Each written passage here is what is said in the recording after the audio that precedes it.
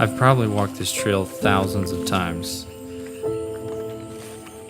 Sometimes with courage, sometimes with fear, with faith, with doubt, with intense joy, and sometimes with heavy burden, but always with wonder.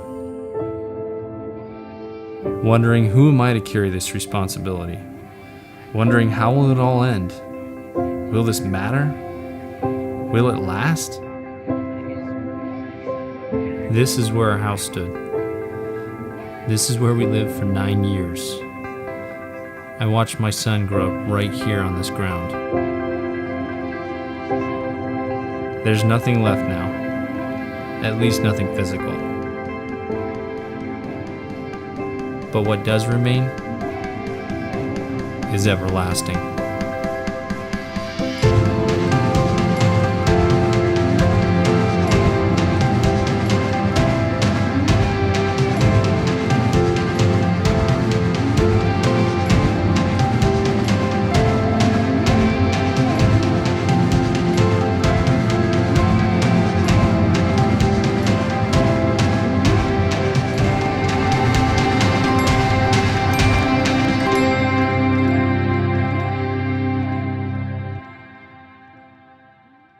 Brooks Buser was the firstborn of a young couple in 1976.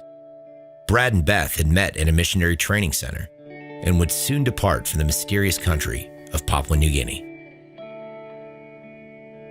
Brooks was a toddler when his family moved into a remote area of the primitive jungle to reach a tribal group called the Ateti.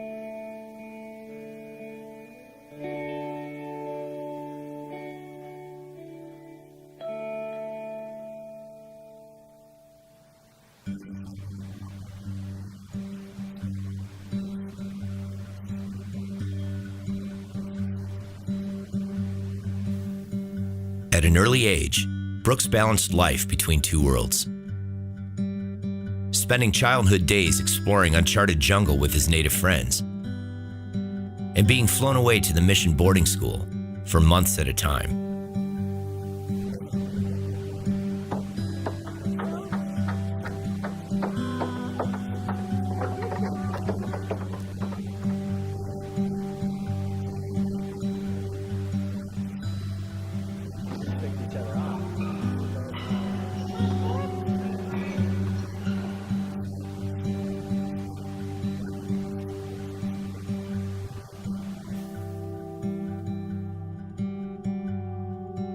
After graduating from high school in PNG, Brooks returned to Southern California, his native homeland.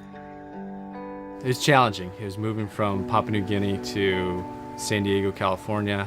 There was a lot going on in San Diego that I was getting used to, but liked the life a lot. Brooks enrolled in San Diego Christian College, where he pursued a degree in accounting and acquired more than just a diploma.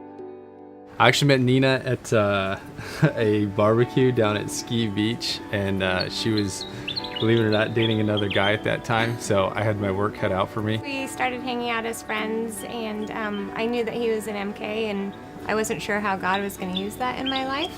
3 days after she graduated, we got married, and I was joining the workforce. I worked as an accountant, eventually worked my way up to finance manager. And we really enjoyed our life. We had a great little apartment. We had a cool car picked out. I was traveling through Europe, got to go to Paris. And we were really looking at a cool future there in San Diego. On track for the American dream.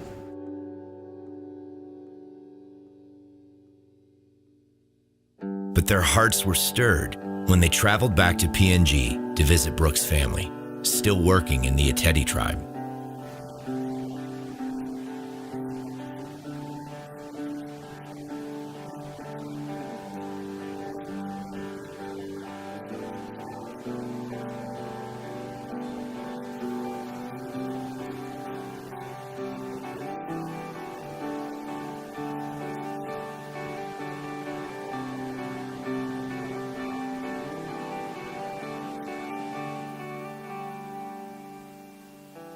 I walked into my boss's office and handed in my 3-month notice, and that was a tough day. And it was a real huge step out in faith for us because we didn't know how that was going to happen. In January of 2001, Brooks and Nina left San Diego along with their newborn son, Bo, to begin training with New Tribes Mission. Here they would learn the skills of church planting among the most isolated peoples of the world. I had a little bit of an idea of what it would look like, but by the time we got to the training, I really had no clue what I was getting into. How to survive in that context, how to build an airfield, how to set up solar panels and batteries and things like that. Everything that we would need to live in an environment where there's no power, there's no water, there's no stores, there's nothing. So during the training, they pushed us to do things that were a little bit out of our comfort zone. There was a class on animal butchering, which was probably not my favorite. Phonetics, phonemics, how to do grammatical analysis, all the different tools that you'll need to learn these languages. It was challenging to say the least, but we felt like we had the building blocks to be dropped off into a spot where there was a new language. We could put it down on paper, we could replicate it, and then we could translate it and we could teach in it.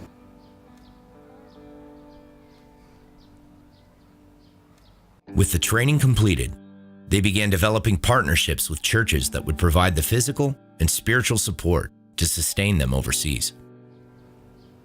The next phase is raising support to go to the field, and I think that's one of the hardest parts. Being in the workforce and being able to kind of dictate how much income you're going to have based on your work ethic. To step into the non-prof side where you're raising support, man, there's very little. Yeah, we had no money. Basically, we were living month to month, and God was providing every single month exactly what we needed.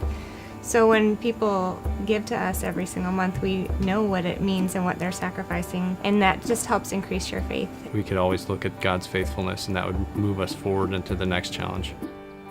For me, it wasn't necessarily going to another culture. It was leaving all our family behind and not knowing when we're going to see them again.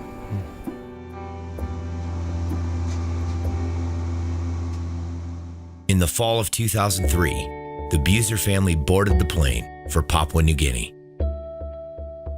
Third world life was about to become a reality.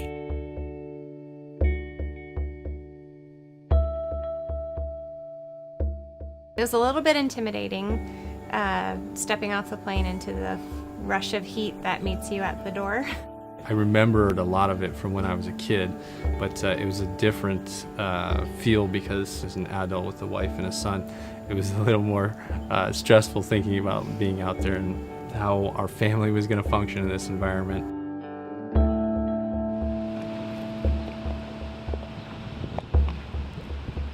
The coastal town of Wewak is the mission's regional headquarters and their temporary home as they adjust to the culture and learn the national trade language. When we came over, we go through about 3 months of orientation in a local city before we actually start looking at tribes to go into, and so just got up to speed on what had changed since the last 10 years since I'd been gone. Once acclimated, they began researching which tribal area was the most strategic for effective church planting through a process of surveys by land, air, and water.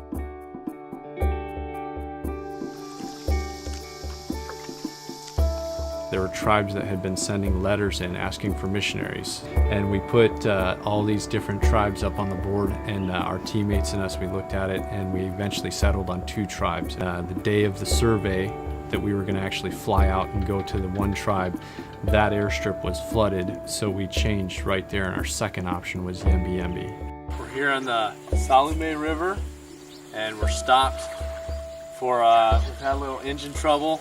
We're probably about an hour and a half away from Yembi Yembi, and we'll be telling them that we're going to be coming to be their missionaries. So we're all pretty excited about that, but this is our canoe, and we're just hoping it makes it.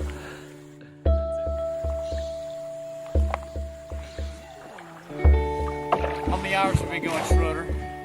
That'd be 11 and a half.